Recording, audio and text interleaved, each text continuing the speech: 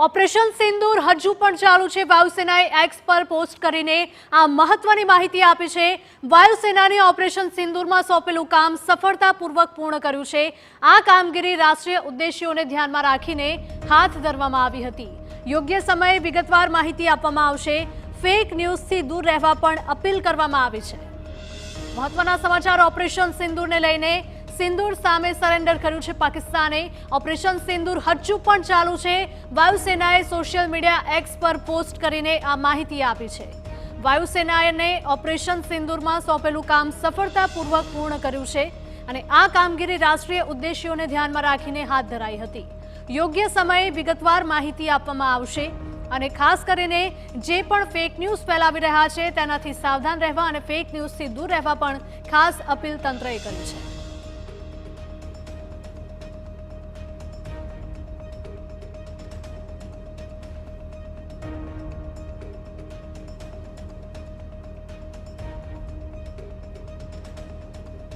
તો ફેક ન્યૂઝથી દૂર રહેવા માટે ખાસ અપીલ કરવામાં આવી છે। ઓપરેશન સિંદૂર હજુ પણ યથાવત છે। વાયુસેનાએ એક્સ પર પોસ્ટ કરીને આ મહત્વની માહિતી આપી છે। વાયુસેનાને ઓપરેશન સિંદૂરમાં સોંપેલું કામ સફળતાપૂર્વક પૂર્ણ કર્યું। તો સીઝફાયર બાદ પીએમ મોદીએ મહત્વની બેઠક બોલાવી। પીએમ નિવાસ સ્થાને ઉચ્ચ સ્તરીય બેઠક યોજાઈ હતી। તો સીઝફાયર બાદ પીએમ મોદીએ મહત્વની બેઠક બોલાવી। સંરક્ષણ પ્રધાન રાજનાથસિંહ આ બેઠકમાં સામેલ। સેનાની ત્રણેય પાંખના વડાઓ પણ હાજર। એનએસએ અજીત ડોભાલ, સીડીએસ અનિલ ચૌહાણ પણ સામેલ। આઈબી અને રોના વડાઓ પણ બેઠકમાં હાજર। ભારત પાકિસ્તાન તણાવ અંગે ઉચ્ચ સ્તરીય ચર્ચાઓ હજી પણ ચાલી રહી છે, એટલે કે આગામી સમયમાં પાકિસ્તાન કોઈ અવરચંડાઈ ન કરે અને જો અવરચંડાઈ કરે છે તો તેની સામે ભારતે કયા પ્રકારના પગલાં લેવા, કયા પ્રકારનું વલણ દાખવવું તે અંગે પણ આ બેઠકમાં ચર્ચા થઈ હોઈ શકે। આ બેઠક ખૂબ જ મહત્વની માનવામાં આવી રહી છે। સીઝફાયર બાદ પીએમ મોદીએ આ મહત્વની બેઠક બોલાવી। પીએમ નિવાસ સ્થાને ઉચ્ચ સ્તરીય બેઠક યોજાઈ। આ બેઠકમાં સંરક્ષણ પ્રધાન રાજનાથસિંહ ઉપસ્થિત રહ્યા। સેનાની ત્રણેય પાંખના વડાઓ પણ હાજર। એનએસએ અજીત ડોભાલ, સીડીએસ અનિલ ચૌહાણ પણ બેઠકમાં જોડાયા। તો ઇન્ટેલિજન્સ બ્યુરો અને રોના વડાઓ પણ બેઠકમાં હાજર। ભારત પાકિસ્તાન તણાવ અંગે ઉચ્ચ સ્તરીય ચર્ચાઓ હજી પણ ચાલુ છે અને હજુ પણ ઓપરેશન સિંદૂર છે તે યથાવત રહેશે। ઓપરેશન સિંદૂર પૂરું નથી થયું।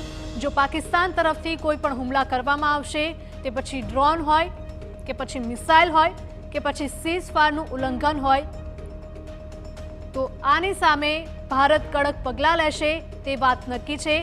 ગઈકાલે જે પ્રકારે સીઝફાયર લાગુ થઈ ગયું છે તે બાદ લગભગ 3 થી 4 કલાક પછી પણ પાકિસ્તાને સીઝફાયરનું ઉલ્લંઘન કર્યું હતું અને ભારત તરફ ડ્રોન પણ ચલાવ્યા હતા, પરંતુ ભારતની જે ડિફેન્સ સિસ્ટમ છે તેણે આ તમામ હુમલાઓને નાકામ કરી દીધા હતા અને તમામ ડ્રોન તોડી પાડવામાં આવ્યા હતા। પરંતુ સવાલ એ થાય છે કે જ્યારે બંને દેશ સહમત થાય છે તો શા માટે પાકિસ્તાન ફરીથી સીઝફાયરનું ઉલ્લંઘન કરીને ભારત પર હુમલાના પ્રયાસો કરી રહ્યું છે। તો સીઝફાયર બાદ પીએમ મોદીએ આ મહત્વની બેઠક બોલાવી છે। ભારતને પાકિસ્તાન પર કોઈ પ્રકારનો ભરોસો નથી, એટલે જ ભારત પૂર્વ તૈયારીઓ કરી રહ્યું છે। બેઠકો કરીને આગામી સમયમાં શું નિર્ણયો કરવા તે અંગે પણ ખાસ ચર્ચાઓ કરવામાં આવી રહી છે। ઓપરેશન સિંદૂર પૂરું નથી થયું, હજુ પણ ચાલુ છે।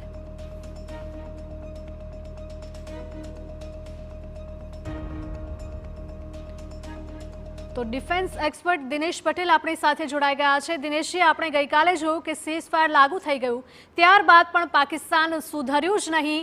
જે પ્રકારના વાદા બંને દેશે કર્યા હતા કે સીઝફાયરનું ઉલ્લંઘન કોઈ દેશ નહીં કરે।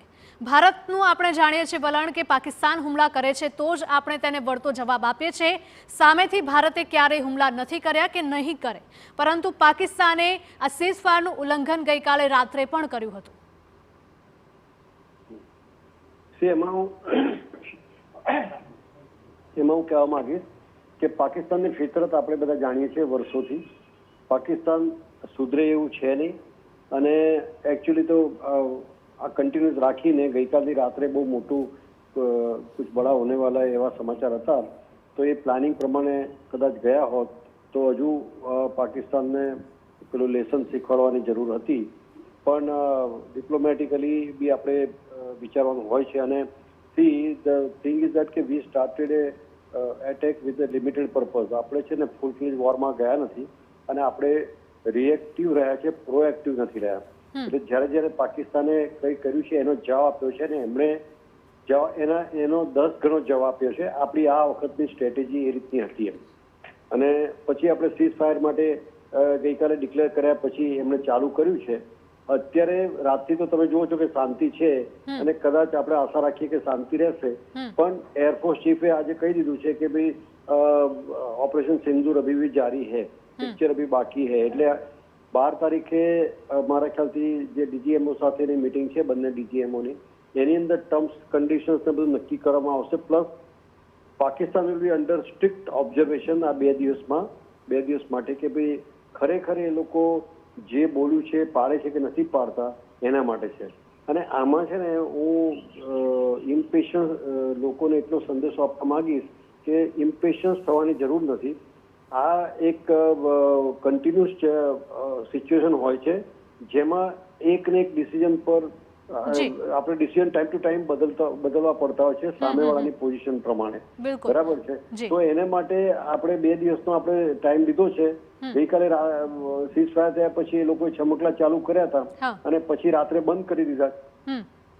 જી બિલકુલ, આપ અમારી સાથે જોડાયા, ચર્ચા કરી તે બદલ આપનો આભાર.